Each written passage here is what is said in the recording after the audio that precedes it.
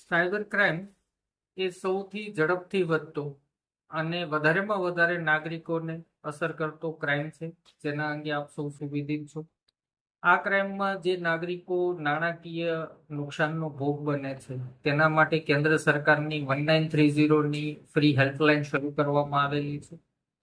આ હેલ્પલાઇન પર કોઈ પણ નાગરિક પોતાના પૈસા ગુમાવે અને તાત્કાલિક સંપર્ક કરે, જેના આધારે આરોપીના ખાતામાં રકમ ફ્રીઝ કરી દેવામાં આવે અને એ નાગરિકોને પરત આપવામાં આવે. આ પ્રકારની કામગીરી થઈ રહેલ છે, જેમાં મહત્વપૂર્ણ સુધારાઓ ગુજરાત રાજ્ય ડીજીપી સાહેબની સૂચનાઓથી કરવામાં આવેલા છે. આ સુધારાઓમાં મુખ્યત્વે 28,000 જેટલા બેંક એકાઉન્ટ જે અગાઉ કોઈની કોઈ તપાસના ભાગરૂપે પૈસાની લેવડ દેવડની ચેઇનમાં આવેલા હોય સાયબર ક્રાઇમમાં, અને ફ્રીઝ કરી દેવામાં આવેલા હતા. આ 28,000 એકાઉન્ટો અનફ્રીઝ